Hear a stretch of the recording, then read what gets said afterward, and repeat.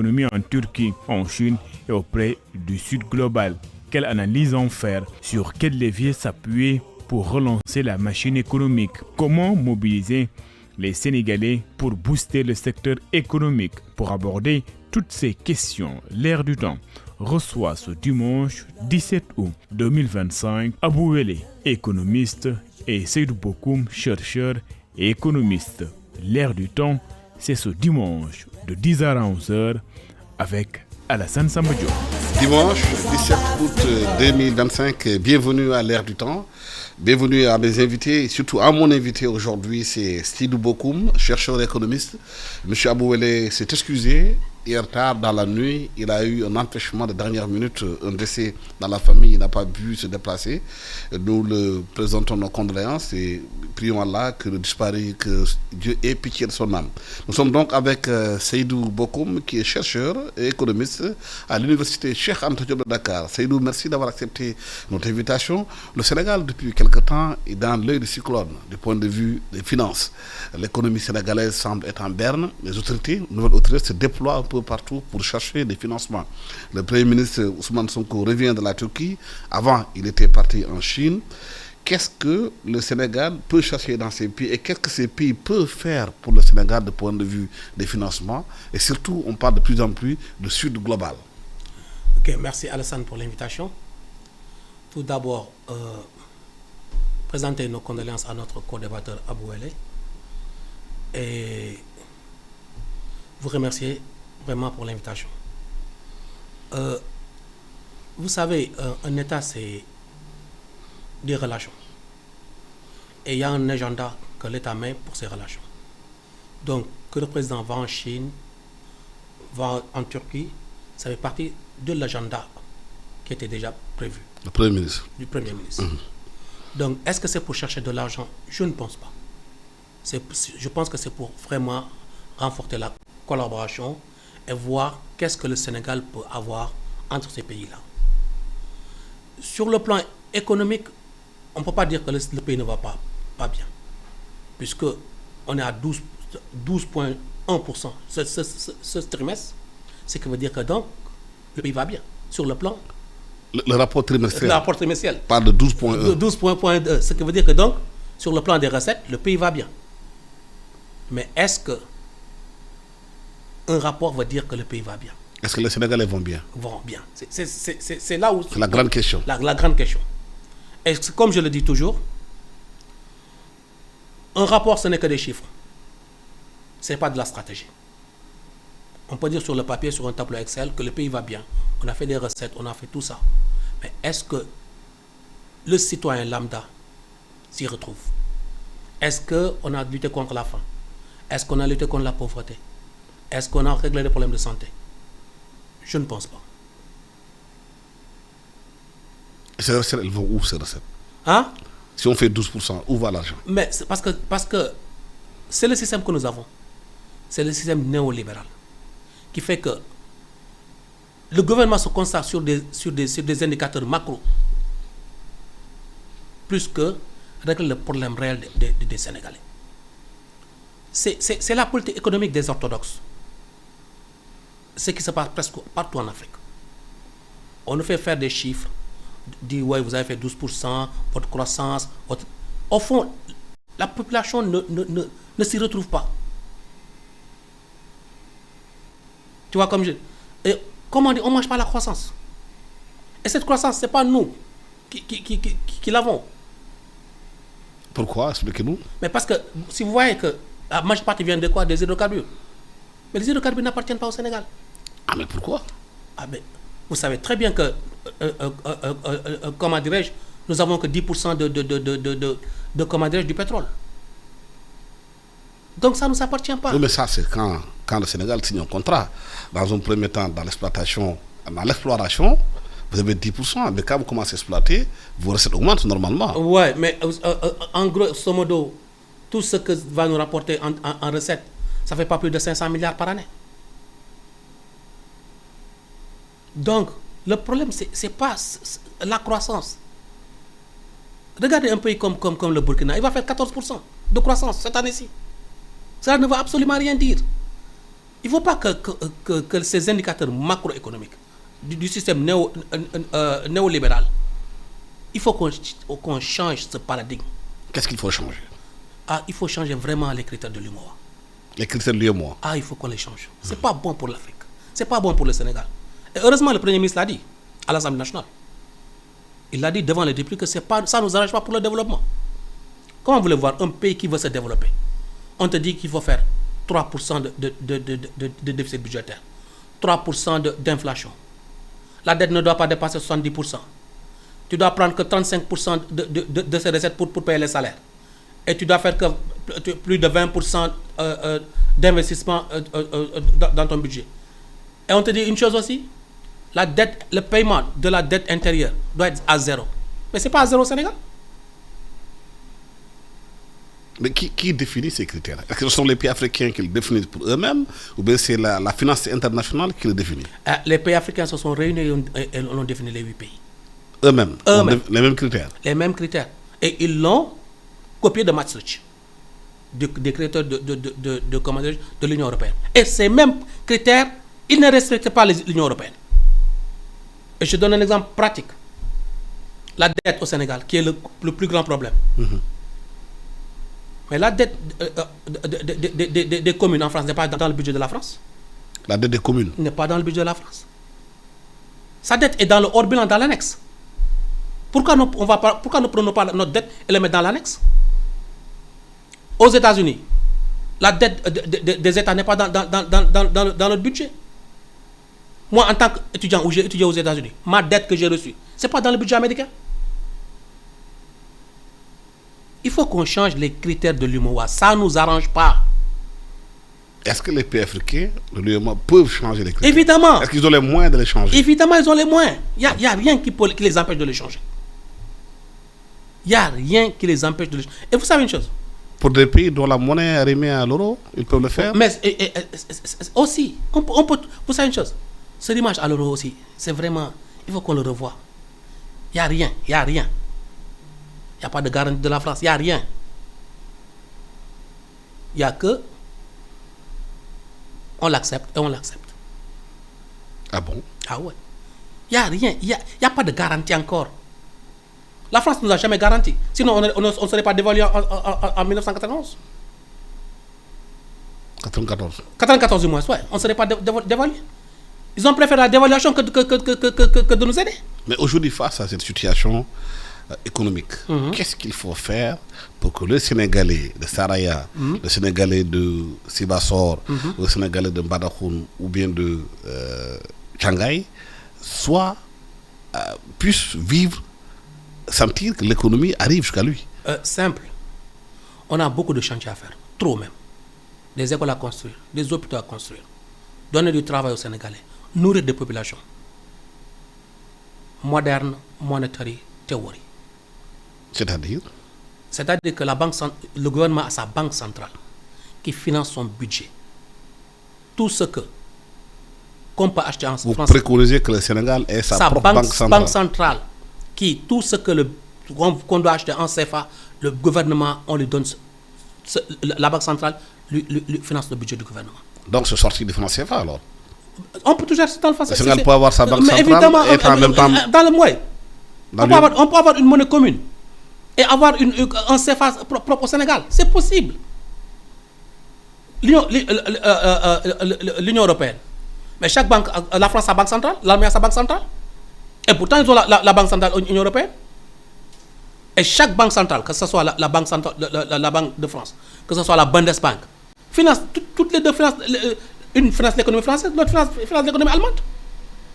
Aujourd'hui, je te parle, la Chine, même, la banque centrale chinoise, parle du MMT. Modern Monetary Theory, comme moyen de régler leurs problèmes en ce moment en Chine. Qu'est-ce que cela veut dire? Cela veut dire que quand tu as une banque centrale ne peut pas faire défaut de paiement dans la monnaie qui est la sienne. Mais Alassane, comment peux-tu expliquer que le Sénégal va dans les marchés de l'UEMOA emprunter de l'argent du CFA? Ce CFA, même CFA, est fabriqué par la BCEAO.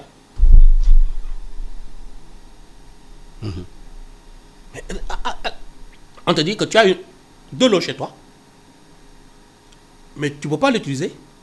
Tu vas aller chez les autres ou dans le marché, chercher de l'eau, on te prête de l'eau, et que tu reviens chez toi pour le boire. Alors que tu as un robinet chez toi, c'est lui qui fabrique de l'eau. Mais on te dit non. Si on te donne ce robinet, tu risques de gaspiller l'eau. C'est pour cela, puisque toi, tu ne sais pas rationaliser, on ne te donne pas ce pouvoir. Dites-moi, c'est quoi ça? Non, je parle seulement bon sens. Et ces questions n'ont jamais été posées sur la table, discutées. Non, mais c'est parce que les gens ont peur de poser ces questions-là. Mais pourquoi? Je ne sais pas pourquoi. Et 90% des économistes savent que sans une politique monétaire, tu ne peux pas te développer. Mais les gens sont dans les universités, ils ont peur de parler parce qu'ils occupent des positions, ils pensent qu'à leur famille, à leur position. Mais ils savent que la vérité, il faut qu'on le dise. Et le plus grand problème, ce sont les universitaires. Ils ne disent pas la vérité. Ah, c'est grave ça. Non, mais tout le monde, tout économiste, bon économiste, c'est que on ne peut pas faire de politique sans politique monétaire. Ce n'est pas possible. Et même si tu vas au niveau du FMI, pour la programmation économique, le FMI dit pour regarder un pays, il regarde 3 critères. Sa politique budgétaire, sa politique monétaire et sa politique structurelle. Ce qu'on appelle la programmation économique. Mais le Sénégal n'a pas de politique monétaire. Notre politique monétaire, c'est au sein de l'UMOA. Et il n'y a pas de politique. La Banque centrale ne joue pas le rôle de lender of last resort, ce qu'on appelle le prêteur de dernier recours. Mais donc, et à quoi sert la Banque centrale alors? On n'a pas de banque centrale. Et la banque qui est là, elle est quoi? La BCEAO, c'est Mais c'est un succursale de la Banque de France. Succursale? Succursale de la Banque de France. Et personne ne peut le nier. Mais comment veux-tu un pays se développer sans ça? Mais en mettant en place... Et ce que j'aime, le terme qu'utilise un des confrères, Abdou Cissé, le service public monétaire. Il parle du service. Il a raison. Un pays doit avoir ce qu'on appelle le service public monétaire. C'est-à-dire que quand on a des problèmes de sécurité, qui on va appeler? La police. Mais comment se fait-il la gendarmerie, c'est eux qui assurent le service public en matière de sécurité. Donc il faut avoir une banque centrale qui fait le service public monétaire. Chaque fois que l'État a besoin de monnaie, mais cette banque lui donne l'argent dont il a besoin. Mais comment peut-on comprendre que depuis les indépendances jusqu'à présent, que toutes les politiques économiques aient été écrites par les pouvoirs en place, et qui savaient que la banque centrale dont vous parlez aujourd'hui, qui n'est pas une banque centrale digne de ce nom, comment fait-il qu'on fasse des politiques économiques tout en sachant qu'on ne peut pas développer le pays avec des politiques économiques? Mais c'est parce que c'est le néocolonialisme. Nous vivons toujours l'ère du néocolonialisme. Et nous le savons. Nous sommes là pourquoi? Pour faire des minéraux, des ressources. Et ces ressources vont être exportées. Et les nouvelles autorités qui parlent de souverainisme, de souveraineté, d'économie endogène, ouais, elles ne savaient pas ça, elles n'avaient pas l'information. Ils ont de très bonnes intentions. Ils ont de très bonnes intentions. Je sais que le Premier ministre et le Président, ils ont de très bonnes intentions. Ils veulent vraiment bâtir ce pays. Mais le problème, c'est quoi? C'est l'entourage. C'est-à-dire? Est-ce qu'ils sont entourés par les personnes qu'il faut? Ah bon? Ah ouais, c'est un problème. C'est un problème. Le problème du Sénégal, c'est l'économie. Depuis que le Sénégal, on a eu tous les assises. On n'a jamais eu l'assise de l'économie. Pourquoi on ne pose pas les assises de l'économie? Pourquoi on ne veut pas parler de l'économie dans ce pays? Pour que le Sénégalais lambda comprenne c'est quoi l'économie. Mais ce pays, on vit avec des œillères. On veut toujours endoctriner les populations. Les faire croire que c'est quelque chose d'impossible, c'est le diable, la monnaie, c'est compliqué. Oui, mais Ndongo Samba Sylla a toujours défendu qu'on ne peut pas développer notre pays sans sortir du franc CFA. Mais tout le monde le sait. Mais ça, c'est évident. Maintenant, si les gens pensent qu'on peut faire avec du neuf, avec quelque chose de vieux, mais ce sera toujours la même routine. C'est toujours la même routine. Ouais, on va aller voir après demain, le Premier ministre ira à Paris, on va rencontrer la France. Ouais, on a parlé, on a discuté. On a eu des accords. Perfusion. On va perfusionner l'économie sénégalaise. Parce que le gouvernement annonce un séminaire, un séminaire intergouvernemental entre les deux, entre François Bayrou et le Premier ministre. Je ne sais pas si ce sera en France ou bien au Sénégal. Il y a une rencontre qui se fera. C'est la même chose. Macky Sall, c'était le club de Paris, tu te rappelles? La délégation du club de Paris. Ils reviennent avec des milliards. Perfusion. C'est le système néolibéral. On va nous faire perfusionner. Le pays va, on va dire, ouais, l'argent est venu, on a payé les dettes intérieures. Le pays commence à souffler. C'est parti encore de même chose. Et les FMI, le programme... Ils vont revenir. Les FMI vont revenir. La note du Sénégal va monter encore. La France va revenir. Rien ne change. C'est le système néolibéral.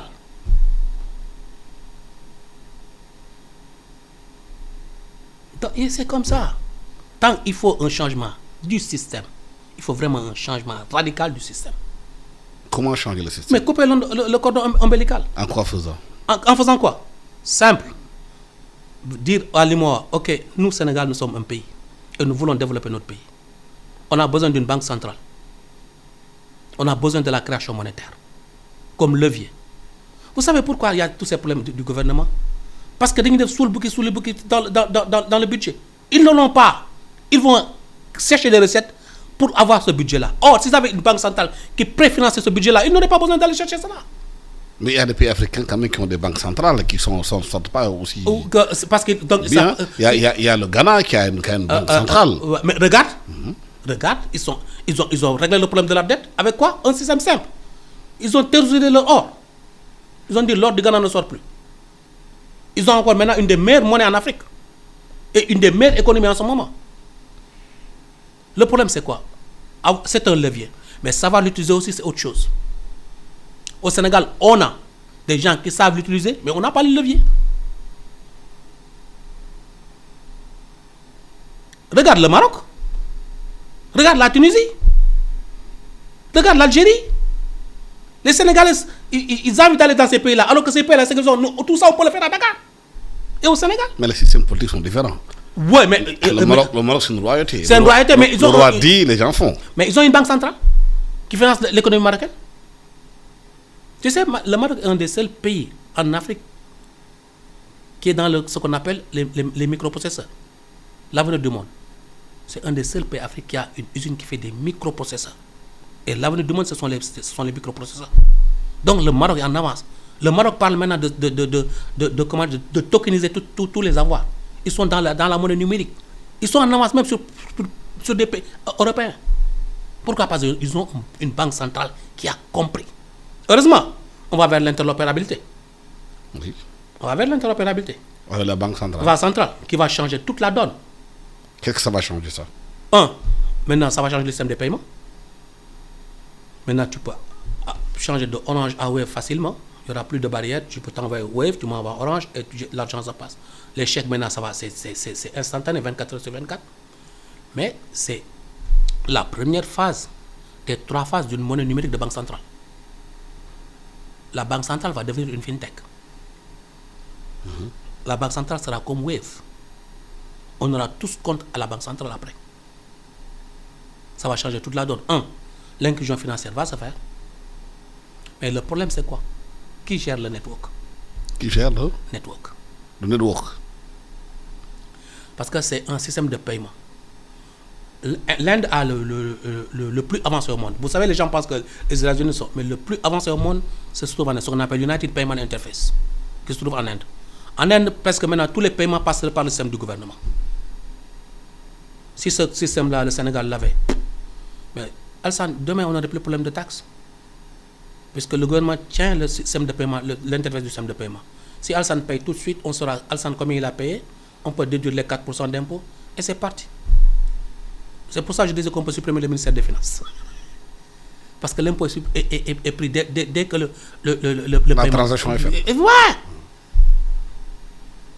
Toute cette paperasse du ministère des Finances, on pourra l'éliminer et couper parce que c'est la tête du serpent de ce pays. Oui, mais le gouvernement a un projet de digitalisation, non? C'est dans ce sens-là, non? Le New Deal technologique. Ça va aussi dans les finances, non? Alassane, tu sais, il y a 5 softwares au niveau du ministère des Finances, 5 logiciels. Ce n'est pas encore mutualisé.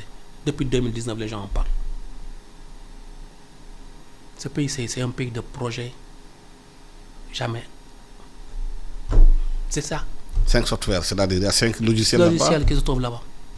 5, chacun a son propre logiciel. Dans le même ministère? Dans le même. Gaïndé a son logiciel. Douane a son logiciel. Impôt a son logiciel. Trésor a son système de paiement. Mais pourquoi? Et pourtant, tout ça, c'est le ministère des Finances. Alors que si tu avais ce qu'on appelle un subtech, supervision des flux, mais c'est fini, on règle ce problème-là. Mais aujourd'hui, qu'est-ce qu'il faut faire pour relancer l'économie? Qu'est-ce qu'il faut faire pour que le petit vendeur de cacahuètes qui comptait beaucoup sur peut-être les travaux des BTP, qui comptait sur le paiement de l'intérieur, la chaîne de valeur qui est complètement à l'arrêt, comment faire pour que ça reprenne? Moi, ce que j'aurais préconisé au gouvernement, la première chose qu'il faut faire, puisqu'on ne peut pas sortir demain du franc CFA, on peut avoir demain notre propre banque centrale, au moins créer une banque de financement. Une banque de financement de l'économie. Et deux choses. La deuxième chose, aller vers les communes. Les communes. Vers les communes. Et recenser toutes les familles sénégalaises qui ont moins de 300 000 francs par mois. Recenser toutes les familles, je ne parle pas d'individus, de familles qui ont moins de 300 000 francs par mois. Et faire une bourse alimentaire, pas familiale, alimentaire, entre 75 000 et 125 000 pour ces familles par rapport au nombre d'habitants de la famille. Et le faire dans toute l'étendue du Sénégal. Au moins, tu vas prendre en charge 2 millions de familles. Ces 2 millions de familles, tu vas pouvoir les faire sortir de la pauvreté. Et quand tu fais porter ces 2 millions de familles de la pauvreté, ce qu'on appelle, tu as la stabilité. Un Américain sur 3 est pris par le gouvernement américain. Un Français sur 3 est pris par son gouvernement. Un Chinois sur 3 est pris par son gouvernement. Donc, il faut qu'un Sénégalais sur 3 soit pris par son gouvernement. Ce qu'on appelle la stabilité. Et je parle de quoi? Manger et se soigner. Mais où le gouvernement va trouver ses ressources? À partir de sa banque centrale. À partir de sa banque centrale. Vous savez, tout ce que ta monnaie peut acheter, tu peux l'acheter. S'il y a de l'inflation, maintenant c'est là où la fiscalité va rentrer. La fiscalité ne sert qu'à régler le problème de l'inflation. Et le pays va être stable. Les gens, parce que tu sais une chose, il y a 4 choses. C'est humain. Manger, boire, dormir et faire l'amour. C'est humain. Tout homme a besoin de ça. Si ça cause problème dans un pays, c'est les gens qui l'ont fait. Mais ce n'est pas Dieu. Parce que ça doit être naturel. Manger, boire, dormir et avoir une femme. C'est humain. Mais pour manger, dormir, boire, il faut produire. Mais pour produire, il faut investir. C'est ce que disait Michael Kalaki. On ne peut pas produire sans investir. Et si on n'a pas de banque centrale qui nous permet d'investir, mais comment on va produire? Le Japon, 258% de son PIB, c'est ça sa dette. Mais 99% de la dette appartient aux Japonais. À partir de quoi? De sa banque centrale. On n'invente pas la roue. On ne peut pas réinventer la roue. Ce que je dis, c'est ce que font les Américains, c'est ce que font les Français, ce que font les Allemands. Tous, ils font du MMT, Modern Monetary Theory. Ils préfinancent leur budget. Et nous, on ne veut pas qu'on nous prenne finançons notre budget. Ils veulent que nous allions chercher notre budget. Mais ça, on fera toujours du sous le budget. Mais est-ce que les gens sont libres d'aller justement de créer leur banque centrale? Évidemment, il n'y a rien. Est-ce qu'ils ont les moyens de le faire? Le Sénégal, est-ce qu'il n'y a pas des enjeux stratégiques derrière tout ça? Le Sénégal a tous les moyens de le faire. On a du pétrole, on a du gaz. On est un des pays les plus stables au monde. Mais c'est la pauvreté des pays africains qui nourrit les pays riches. Parce qu'il faudrait bien qu'ils fassent leurs produits manufacturés, qu'ils les vendent. Ouais. Mais si nous faisons les mêmes produits qu'eux, il y a un problème qui va se poser pour l'écoulement de leurs produits. Il y a des enjeux stratégiques derrière, et même sécuritaires. Moi, je ne suis pas encore dans l'industrialisation. Je suis dans le moyen le plus faible. Je parle des enjeux. Non, tu es dans l'industrialisation. moi je suis dans le maillon le plus bas de l'échelle de Maslow. Ce qui fait qu'un homme soit un homme. Oui, d'accord. Manger, boire, se soigner et Mais dormir. pour manger, on vient prendre tes produits bruts, Ouais. on les exporte, on les transforme, on vient, on te les revend. Ouais. Et cette revente-là qu'on te fait, ça crée de l'emploi à l'extérieur. On exporte nos emplois. Il y a des enjeux derrière tout ça. Ouais, je sais, si mais- les gouvernements africains qui ont essayé de le faire, il y a eu les cas de Sankara, les Lumumba entre autres, mais vous savez bien, on les a très bien liquidés, très rapidement, parce qu'ils gênaient la finance internationale. Il y a des enjeux sécuritaires derrière tout ça. Ça c'était du temps où il n'y avait qu'un seul bloc.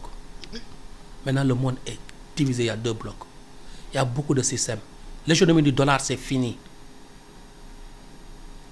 Les gens achètent maintenant du pétrole en yuan.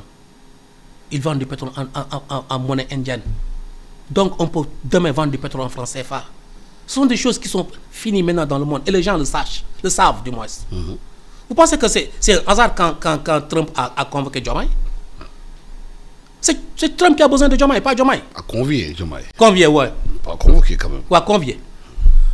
Quand il a convié. Mais c'est le président américain qui a besoin de Diomaye, pas le contraire. Mais pourquoi il a besoin de lui? Pourquoi les Mais parce que États-Unis ont besoin des pays africains? Mais parce qu'en ce moment, le dollar est en train de descendre. Ce qui faisait la force des États-Unis, ils exportaient leur déficit avec le déficit extérieur. Le déficit budgétaire, ils l'exportaient avec le déficit extérieur. Tant que tous les pays du monde avaient besoin du dollar pour acheter du pétrole, les Américains pouvaient imprimer autant de dollars qu'ils veulent. Maintenant, c'est fini. Les gens achètent du pétrole dans leur monnaie locale. Demain, si les Américains ont besoin de certains produits, ils ne peuvent plus donner du dollar parce que les gens ne vont plus accepter le dollar. Et ils le savent. On est en position de force maintenant. Les Africains sont en position de force. Mais pourquoi les Africains ne savent pas qu'ils Ils sont le- en position de force? Mais parce que, je te dis, c'est l'entourage. C'est l'entourage néocolonial qui est toujours là. Oui, mais quel est le travail qu'il faut faire justement pour que Le travail, les intérêts de l'Afrique soient pris en le compte? travail est en train d'être fait. C'est le faire à la base, dans les universités, parler aux jeunes. Puisque ce n'est pas quelque chose qui va se faire d'ici demain ou après-demain. C'est un travail de longue haleine. Ça se fera dans les 10 ans, 15 ans à venir.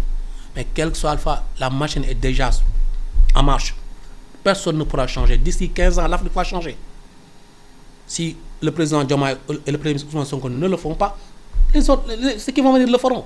Mais est-ce qu'il y a une communication justement très claire des enjeux entre ceux qui dirigent et ceux qui sont dirigés pour qu'ils comprennent quels sont les intérêts de chaque pays par rapport à cela? Est-ce qu'aujourd'hui, le plus petit paysan de Canel ou bien de Mbumba est conscient que c'est là-bas qu'il faut passer?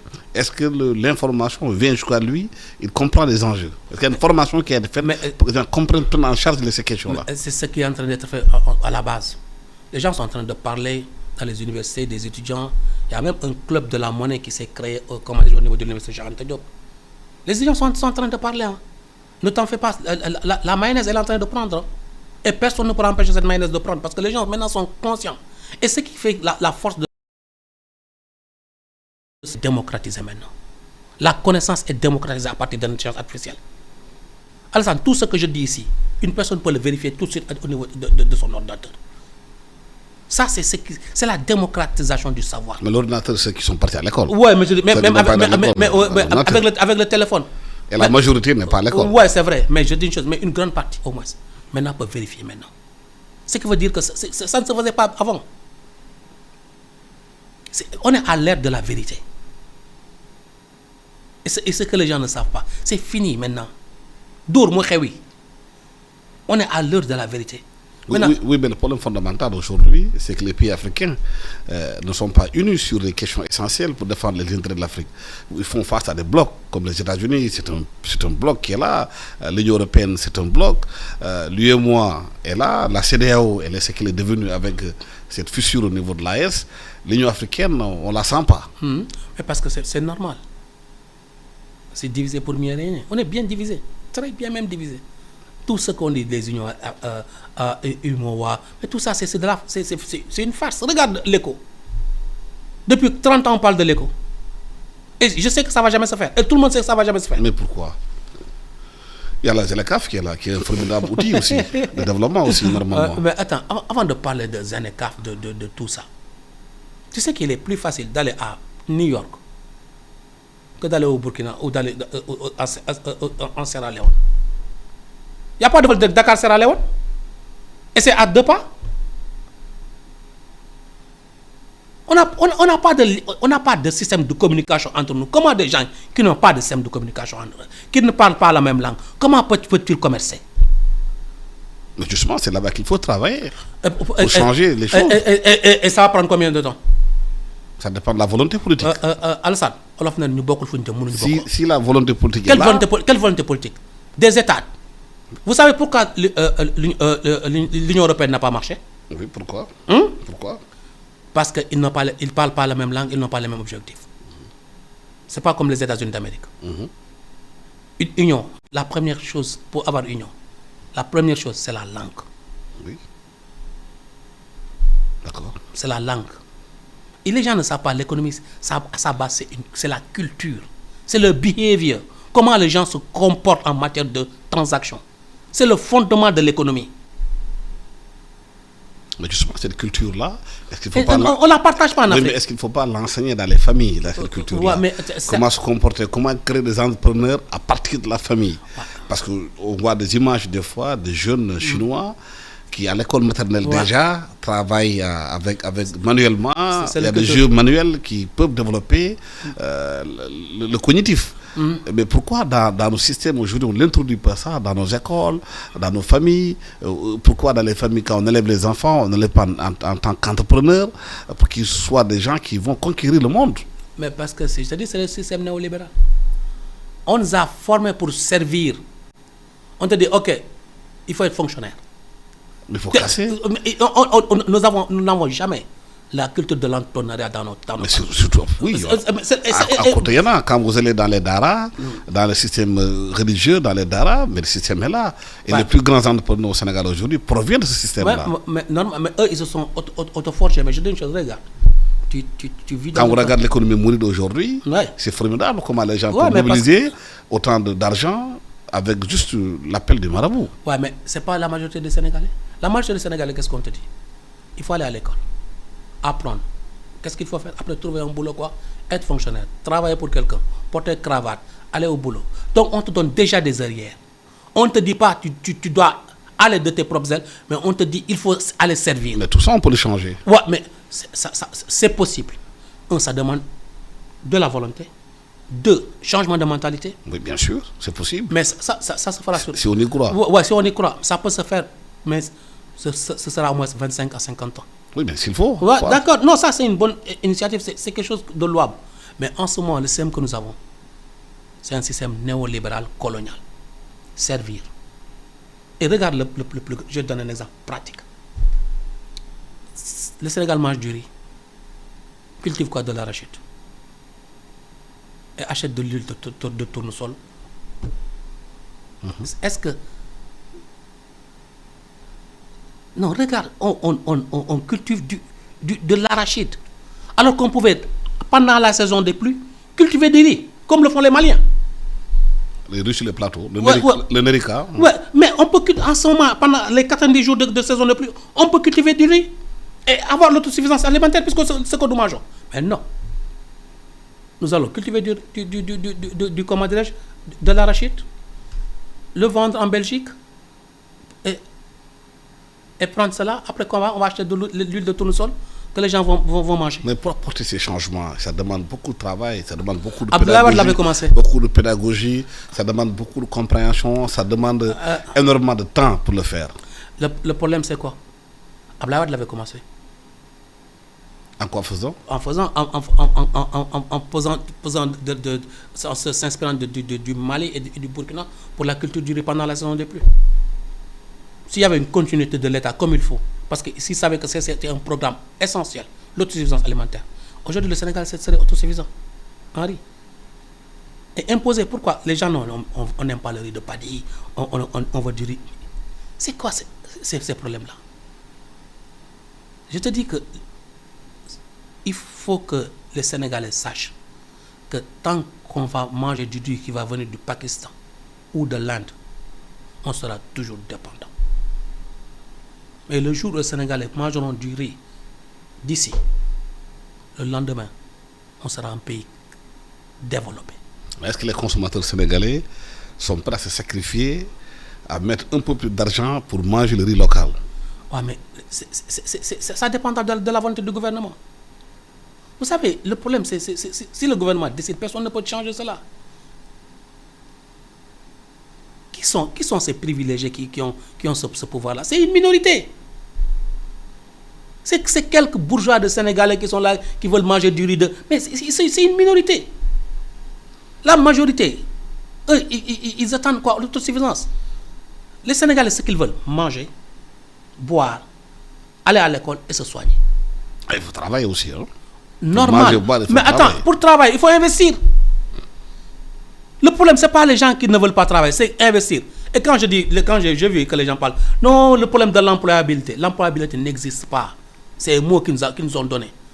Les jeunes Sénégalais qui vont en Espagne et qui vont aux États-Unis, ils ne travaillent pas? Arrivés, ils travaillent. Pourquoi? Parce que le système leur permet de travailler. Oui, parce qu'il y a des économies qui... Ouais, c'est quoi? C'est l'investissement. Donc, ces problèmes d'emploi. Les néolibéraux, ils nous amènent beaucoup de slogans. Il n'y a qu'un seul problème. L'investissement. Le problème de ce pays, c'est l'investissement. Les gens n'ont pas accès à l'argent. Le jour où les Sénégalais auront accès à l'argent, ce pays va se développer. Borom boutique mbag bu ne magasin moo nekk sa xel boo ko joxe xaalis bu dem dafa wuti magasin. Non, moi j'ai étudié aux États-Unis. Les Américains m'ont prêté plus de $180,000 pour mes études. Et ils m'ont donné moins $60,000 de bourse. Je suis à $250,000 de frais d'études. Et pourtant, ils me l'ont donné comme ça. Est-ce que vous pensez que si tous les enfants de paysans ou de qui avaient la possibilité de pouvoir avoir une bourse de faire toutes les grandes écoles, vous pensez qu'ils ne vont pas y aller? Alors, et qu'est-ce qui fait ça? C'est la Banque centrale.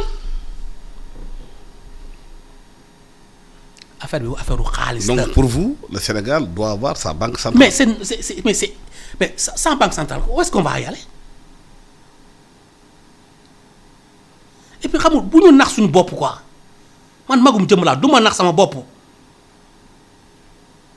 Si on n'a pas de banque centrale, on ne va jamais s'en sortir. Ces questions n'ont pas été posées par les différents programmes qui ont été mis en place par ils le savent. La vision 2050. Tout le monde le sait. Au niveau de la vision 2050. Évidemment, tout le monde le sait. Tout le monde sait que tout le monde le sait. Mais le Premier ministre l'a dit à l'Assemblée nationale.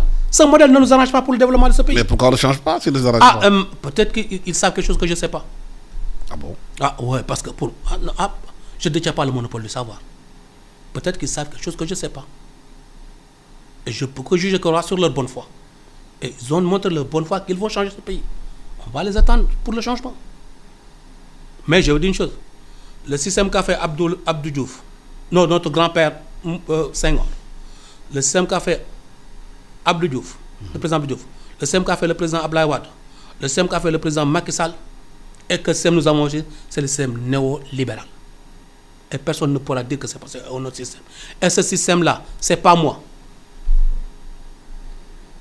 Les économistes prix Nobel, je ne suis pas prix Nobel, qui ont écrit plus de 60 000 articles, ont dit que ce système-là n'est pas bon. Et on ne peut pas se développer à ce système. Et Dieu nous dit dans le Coran, face à la zikri in kuntum la ta'lamun. Ça veut dire? Si vous demandez à ceux qui ont le savoir. Et ceux qui ont le savoir, on dit que ce système ne marche pas. Maintenant, qu'est-ce que vous convainc? Dieu nous a prévenu sur ce qu'on doit faire. Il nous dit, vous demandez à ceux qui ont le savoir. Ceux qui ont le savoir, on dit que ce système ne marche pas. Mais s'il faut changer le système, il faut aussi avoir la mobilisation de la population derrière. On ne peut pas changer un pays sans que la population elle-même adhère au changement. Vous savez, comme disait un très grand visionnaire, un des plus grands visionnaires, celui qu'on appelle le père du digital, il a dit que les gens ne savent pas ce qu'ils veulent. Jusqu'au jour que tu leur montres, ils disent « Ah, c'est vrai, hein? C'est la création de ce téléphone qu'on appelle iPhone. » Steve Jobs, c'est ce qu'il disait. Quand il a fait l'iPhone, les gens disaient non, ça ne va pas marcher. Ça ne va pas marcher. Mais il a dit que si c'est les gens, ça fait partie de leur utilisation quotidienne et que c'est facile à utiliser et que les gens s'y retrouvent, les gens vont dire que c'est de ça qu'on a besoin. Et ce qui a fait l'iPhone un des premiers phones au monde. Donc les gens ne savent pas ce qu'ils veulent. Jusqu'au jour que tu leur montres. Oui, mais ça, c'est le travail que les élites doivent faire pour conduire les changements. Merci. C'est pas à moi de le faire, je ne suis pas élu. Les élites aussi. Chacun dans son domaine. Mais, on est dans les universités, on enseigne. On peut faire que enseigner. Et enseigner et être vacataire. Et je le dis, je suis vacataire. Hein. Mais aujourd'hui, là où est l'économie sénégalaise, qu'est-ce qu'il faut faire pour que y ait léger mieux, que les populations sentent aujourd'hui que les choses ont bougé, qu'elles arrivent un peu à s'en sortir, que l'argent arrive à leur poche, qu'elles puissent, ces populations, aller payer les études de leurs enfants, pouvoir se nourrir, manger, se vêtir. Mais c'est ce que je t'ai dit, décentraliser. Se soigner. Décentraliser. Aller vers les communes, créer dans les communes des software, des logiciels où les gens pourront s'inscrire, dire ok, quelle est votre situation? Parce que le développement se fait à la base. Le développement se fait à la base. Et moi, si j'avais un conseil à leur dire, toutes les politiques sectorielles doivent être à la base, dans les communes. Secteur primaire, secondaire, tertiaire, toutes ces politiques doivent être à la base. L'État doit être un État policier, suivi et évaluation. Mais toutes les politiques sectorielles doivent être dans les bases, dans les communes. Mais le gars qui habite Sandiara connaît mieux les problèmes Sandiara que le gouvernement. Le gars qui habite Tamba, il connaît mieux les problèmes. Maintenant, ces communes-là doivent se regrouper dans leur communauté, dans leur conseil municipal et regarder quels sont les problèmes des communes et faire cahier de charge. Ce cahier de charge-là, monter à l'étape supérieure. Et nous, l'État finance ces programmes-là et l'État fait suivi et évaluation de ces programmes-là. Et si c'est ce qui se passe en Allemagne, ce qui se passe dans tous les pays, aux États-Unis, c'est ce qu'ils font. Ce sont les populations elles-mêmes qui doivent faire leur politique économique en fonction des réalités de localité. De leur localité. Et le gouvernement suit derrière, cherche les financements. Et fait le suivi et l'évaluation. Le suivi et l'évaluation. Mais ce que man mënu ma la wax la fay dox. Yow yaa ma wax lan moo fay dox man la léegi ñaata xaalis nga soxla ma jox la ko xool ndax li nga waxoon def nga ko. Mais sinon, on retourne toujours dans le système colonial. L'État superviseur. Et c'est le système colonial qu'on a toujours. Il faut qu'on se dise la vérité, on a toujours un système colonial. Mais est-ce que les Sénégalais, dans leur majorité, sont prêts à changer le système colonial? Est-ce qu'il n'y a pas les représentants du système colonial dans le système? Mais c'est ce qui se passe. C'est l'élite coloniale. Une bourgeoisie compradore. Évidemment, c'est la France-Afrique. C'est les Africains français qui gèrent le pays. C'est ce qui se passe. Les représentants de l'extérieur dans leur propre pays. Dans leur propre pays.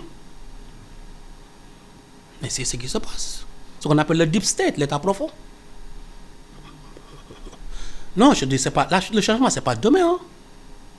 Ah, mais si, il faut. Ah Alassane, vous avez dit tantôt qu'il faudrait qu'il y ait des assises de l'économie au Sénégal. Oui, mais Alassane, moi, tu sais une chose. Je suis content parce qu'on a franchi 4 pas. Lesquels?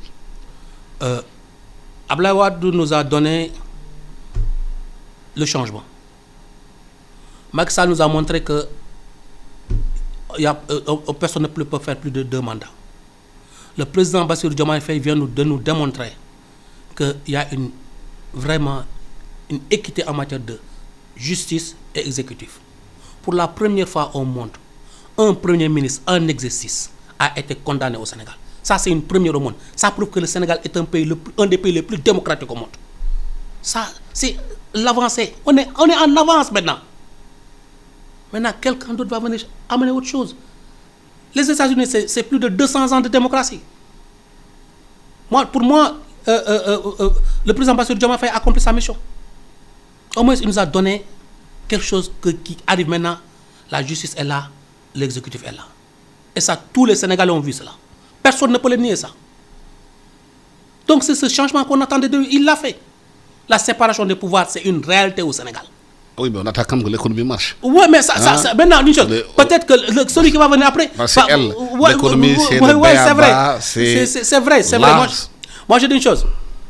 L'Amérique, ils sont 200 ans de démocratie. La démocratie, c'est on vient, on change, on rectifie, on change. Il n'y a pas de solution miracle. On donne un objectif et l'objectif, en la faisant, on rectifie en cours de route. C'est comme ça que marchent les choses. Pour moi, le président Diomaye a accompli sa mission. Au moins, il a séparé l'exécutif et le judiciaire. Maintenant, celui qui va venir après, peut-être qu'il fera mieux. Mais au moins, il a fait quelque chose de ce qu'on attendait de lui.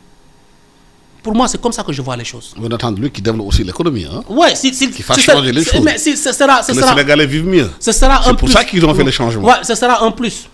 Ce sera un grand plus. Mais moi, je suis rationnel et réaliste. Je rêve pas de choses, je pense pas.